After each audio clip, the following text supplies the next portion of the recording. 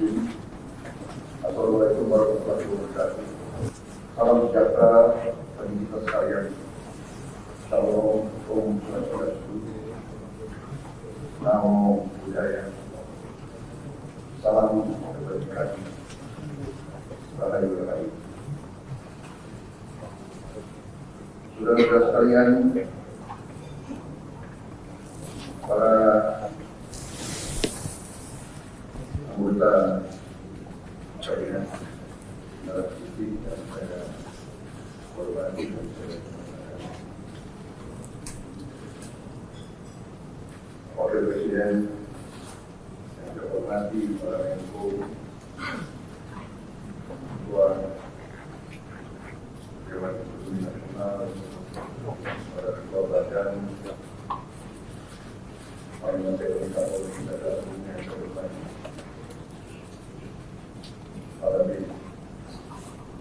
Saudara-saudara sekalian, ini adalah kabinet sidang kabinet paripurna pertama yang saya pimpin. Kabinet yang kita sepakati lebih nama kabinet merah putih untuk menjadi suatu simbol persatuan, simbol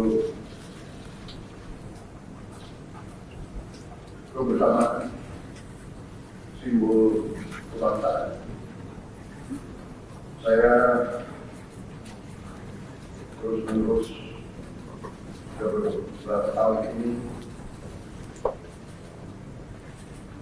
maju keadaan rakyat Indonesia, pada semua pemimpin politik, pemimpin masyarakat, pemimpin agama, pemimpin usaha. Saya terus-menerus menekankan pentingnya persatuan, sumber kunci keberhasilan kebangkitan suatu bangsa dalam sejarah manusia berabad-abad. Kuncinya adalah bila elitnya bisa kerjasama, bila elitnya bersatu. Persatuan ini artinya adalah kita bisa sepakati mana adalah kepentingan nasional yang inti, mana adalah kepentingan nasional yang vital bagi kelangsungan hidup bangsa kita. Kita masing-masing punya kepentingan politik masing-masing. Kita masing-masing punya kepentingan kelompok masing-masing. Tapi manakala kita sudah bicara tentang bangsa dan negara, kita harus sepakati kepentingan nasional yang vital. Saya meyakini bahwa kepentingan nasional vital kita tentunya harus disepakati adalah kemerdekaan dan keutuhan NKRI, keutuhan Negara Kesatuan Republik Indonesia. Dan untuk menjamin keutuhan dan kelangsungan hidup Negara Kesatuan Republik Indonesia, kita harus dengan andal, dengan cerdik, dengan pandai bisa menjaga dan mengelola kekayaan bangsa kita. Hanya apabila kita bisa menjaga dan mengelola dengan baik semua kekayaan kita, hanya dengan demikian kita bisa memberi pelayanan kepada rakyat kita. Kita bisa memberi kebutuhan hidup rakyat kita. Kita bisa membayar segala keperluan suatu negara modern. Dan di antaranya tentunya adalah menjamin kedaulatan bangsa. Saya ingatkan saudara sekalian, jangan sampai kita lupa dengan Undang-Undang Dasar kita sendiri, Undang-Undang Dasar 1945, yang jelas dalam pembukaannya tertera tujuan-tujuan nasional kita, di mana tujuan-tujuan nasional kita sangat jelas oleh pendiri-pendiri bangsa kita. Tujuan pertamanya adalah melindungi segenap bangsa Indonesia dan seluruh tumpah darah Indonesia. Ini tujuan nasional yang pertama. Untuk kita survive. Karena itu kita perlu memikirkan apakah kita sudah cocok atau tidak investasi kita kepada pertahanan bangsa Indonesia. Kedua, tentunya memajukan kesejahteraan umum.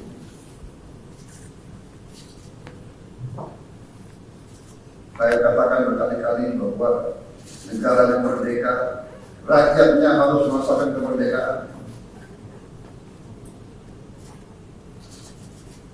Janganlah kita bangga menjadi anggota G20 kalau rakyat kita masih banyak yang miskin, masih banyak yang lapar.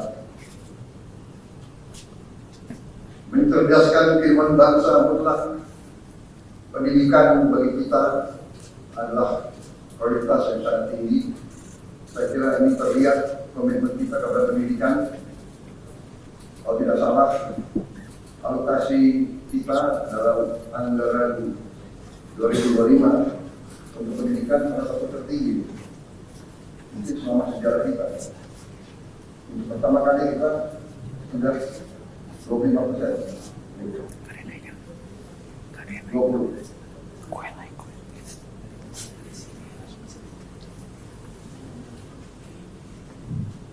Jadi masalah pendidikan sangat utama. Ya tentunya tujuan nasional dan kita juga hadir dalam pergolakan ataupun interaksi dunia, di mana kita harus selalu membela kemerdekaan bangsa-bangsa. Dan karena itu, mau tidak mau Indonesia harus kuat. Saudara sekalian, dalam hal ini semua ada beberapa penekanan dari saya. Saya paham bahwa kita baru dilantik, saya saja baru 3 hari, saudara-saudara baru 2 hari. Dan saudara-saudara, saya persilakan secepat mungkin, terutama bagi menteri-menteri yang baru, silakan konsolidasi sendiri, mengatur sendiri secepat mungkin administrasi saudara dan tim saudara di kementerian dan badan masing-masing. Penyusunan tim sangat penting. Tim yang baik, tim yang bisa kerjasama akan memudahkan kita mencapai target-target yang kita tentukan. Saudara-saudara, saya sangat mengutamakan kerjasama seperti ini. Untuk itu, dalam waktu dekat, saya akan mengajak saudara-saudara ke Magelang, di mana kita akan melaksanakan beberapa hari menambah pembekalan kemudian kita akan adakan koordinasi di tempat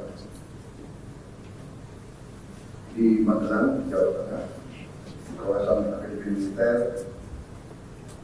Hal itu saya nilai bahwa banyak manfaat, akan membawa banyak manfaat. Kalau sesungguhnya lahir dari pemerintah memang proklamasi di Jakarta, tetapi ujian proklamasi berada di daerah di mana pejuang-pejuang kita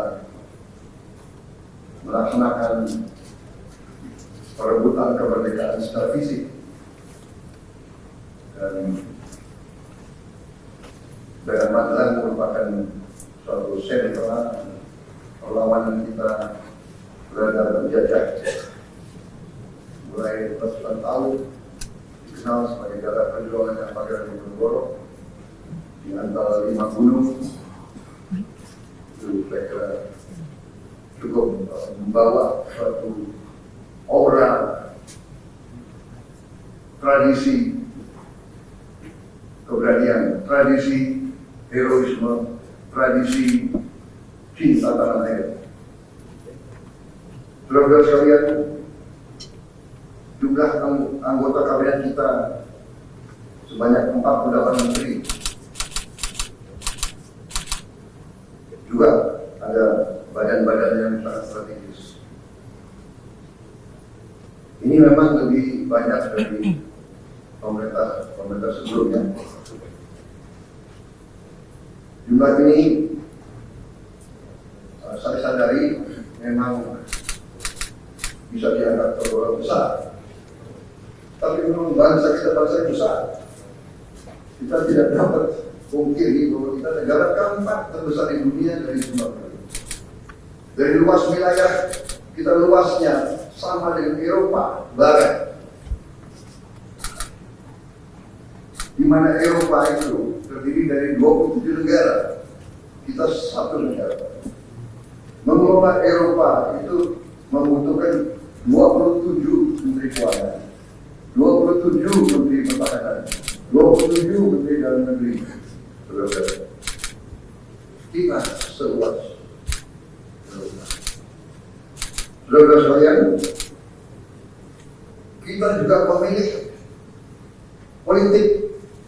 sistem politik demokratis. Kalau kita negara otoriter, mungkin kita cukup menjalankan semua dengan jumlah penduduk yang sedikit. Jadi saudara, ini tidak masalah. Yang penting kita bekerja dengan efisien. Yang penting kita tidak bekerja dengan seenaknya. Saya minta Menteri Keuangan, saya minta semua Menko, saya minta semua menteri telusuri lagi alokasi APBN, pelajari lagi IPA, pelajari lagi. Saya minta detail kegiatan-kegiatan yang terlalu seremonial, terlalu banyak seminar, terlalu banyak salah sehat, terlalu banyak konferensi, terlalu banyak perjalanan luar negeri, mohon dikurangi. Kita harus memberi contoh. Fokus kita adalah pembangunan ekonomi kesejahteraan rakyat ke dalam negeri. Jangan mengada-ada studi banding belajar pramuka ke negara lain. Saya minta efisien. Saudara-saudara, kalau sudah perhatikan dalam pemerintahan yang saya bentuk, saya perkuat kepala staf kepresidenan. Saya perkuat itu. Saya ada tambahan lagi badan pengendalian pembangunan dan investigasi khusus.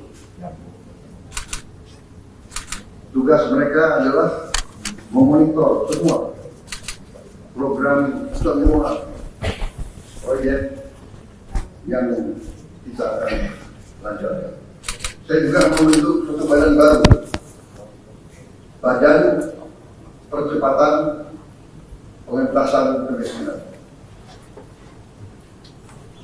Badan ini akan mempelajari, akan mengikuti semua program-program perlindungan sosial, semua program-program bantuan ke bagian golongan rakyat yang masih perlu bantuan.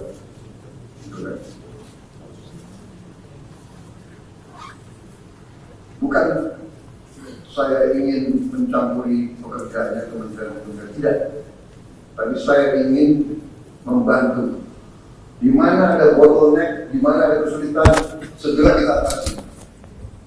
Marilah kita jujur mengakui bahwa birokrasi di kita sangat terkenal. Sangat terkenal.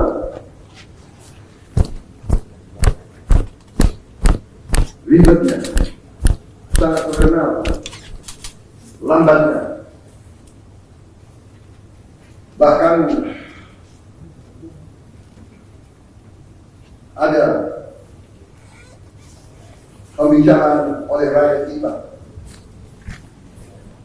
bahwa birokrasi pemerintah kita sering mempersulit, bukan mempermudah keperluan rakyat. Bahkan ada yang mengatakan kalau bisa dibikin sulit, kenapa dibikin mudah? Ini saya minta menteri-menteri sekarang, mari kita lebih berani, mari kita lebih tidak ragu-ragu untuk memberi pelayanan yang terbaik kepada kita. Jangan ragu-ragu kalau saudara tidak puas dengan pejabat-pejabat di bawah Anda, laporkan, segera kita ganti. Begitu banyak orang yang mau mengabdi. Tidak ada orang di sini yang kebal, yang tidak patuh, tidak bekerja keras untuk bangsa dan negara dan rakyat. Saudara saya beri wewenang, copot saudara, suruh tinggal di rumahnya daripada bikin susah kita. Saudara-saudara sekalian,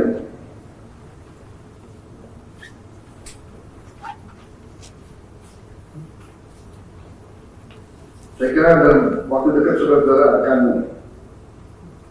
segera menyiapkan program kerja saudara masing-masing.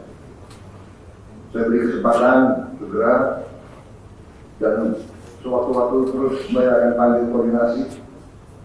Tadi pagi sebelum sidang kabinet saya sudah koordinasi sama beberapa menteri, dengan Jaksa Agung, dengan BPKP, dan besok pun kita akan lanjutkan. Ada beberapa pengarahan dari saya, Menteri Bappenas, pastikan semua program dan kegiatan di semua kementerian lembaga mempunyai kontribusi yang signifikan, terukur, dan saling bersinergi. Pelajari kembali semua proyek. Jangan ada proyek yang mercusuar.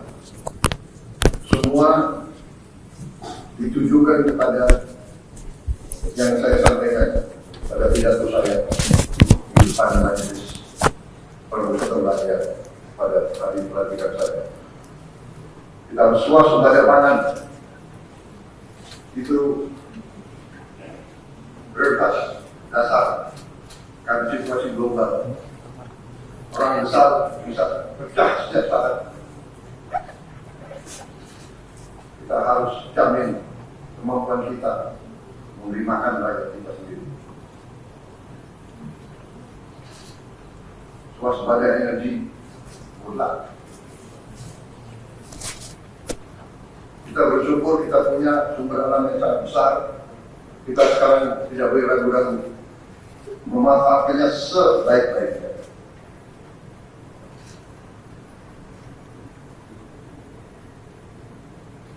Hilirisasi kunci daripada kemakmuran. Karena itu saya minta menteri-menteri terkait, Menteri Investasi, Hilirisasi, Menteri Bappenas, Menteri SDM, dan beberapa menteri lain dibantu oleh Ketua Menko Perekonomian dan Ketua Dewan Ekonomi Nasional. Saya minta segera inventarisir proyek-proyek penting dalam program hilirisasi kita.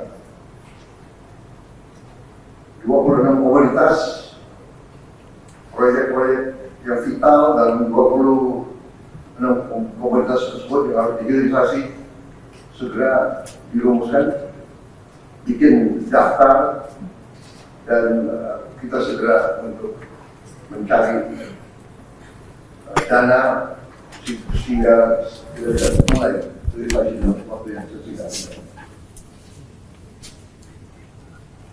Kemudian program makan bergizi,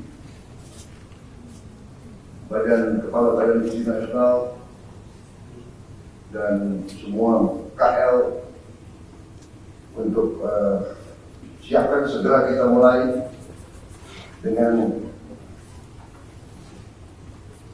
bergerak cepat, tepat sasaran, terukur, tapi jangan takut dengan kesulitan. Saya masih mendengar beberapa tokoh meragukan kemampuan kita untuk melaksanakan itu. Saya tidak katakan bahwa ini bisa selesai dalam 1 minggu, 2 minggu, atau 3 bulan. Tidak ada di antara kita yang punya tongkat Nabi Sulaiman. Tapi kita bisa berhitung, kita bisa mengelola, kita bisa alokasi dana, kita bisa kerahkan sumber daya. Dan kita akan mencapai target yang kita tentukan. Saya aku yakin, saya pertaruhkan kepimpinan saya. Bagi saya, makan bergizi untuk anak-anak dan ibu hamil ini adalah strategi. Yang tidak mendukung hal ini, silakan keluar dari pemerintah sampai ini. Kita satu tim, harus yakin semuanya. Ini bagian daripada rencana kebangkitan bangsa Indonesia. Dan sesudah itu, tentunya yang saya katakan pendidikan sangat mutlak. Saya sudah panggil Menteri Pendidikan Tinggi, saya tentunya Menteri Pendidikan Dasar Menengah. Kita sudah mempunyai gambaran besar bagaimana kita segera akan menyentuh semua anak-anak kita. Kita akan menggunakan teknologi untuk mempercepat membawa pendidikan kepada anak-anak kita. Dan ini sudah itu tentunya kesehatan juga penting. Demokratisasi yang paling cepat, yang paling dirasakan oleh rakyat adalah pendidikan dan kesehatan. Kalau kita bisa memberi pendidikan yang terbaik untuk anak-anak kita, kesehatan yang memadai untuk seluruh rakyat kita, itu adalah demokrasi yang sebenarnya. Menteri Kesehatan teruskan reformasi kesehatan, atasi kekurangan dokter dan tenaga kesehatan. Kita punya program khusus, nanti kita bahas tersendiri. Ini semua harus ditopang oleh pertahanan yang kuat, penegakan hukum yang tidak ragu-ragu. Saya minta Jaksa Agung, Kapolri, BPKP, Badan Intelijen Negara fokus ancaman yang berat bagi kita, judi online, narkoba, penyelundupan, penyelewengan, korupsi, kebocoran. Hanya dengan penegakan hukum yang tegas dan intelijen yang baik, bukti-bukti yang kuat, bisa kita segera mitigasi hal ini semua.